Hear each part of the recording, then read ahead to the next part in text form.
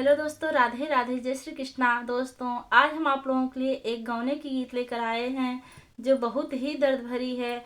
आप लोग वीडियो को फुल वॉच करके देखिए और आप लोग अपने आंसू पोंछने के लिए रुमाल रखे रहिएगा क्योंकि बहुत ही दर्द भरी है। और रुमाल रख के ही इस गीत को सुनिएगा, नहीं तो रोने लगेंगे तो कोई आंसू भी नहीं पोंछेगा। गीत को फुल वॉच करिएगा और जैसा भी होगा कमेंट में अपनी राय जरूर दीजिएगा।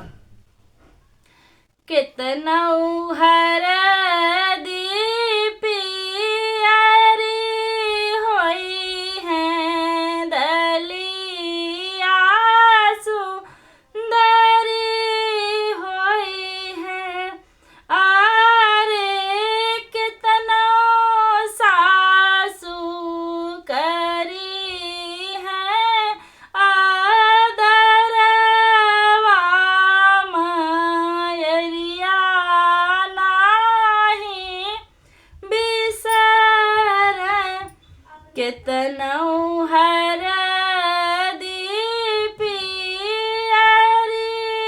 होई है दलिया सुंदरी होई है। आरे कितना जेठनी करी है आदरवा भाभिया नाही बिसर। कितना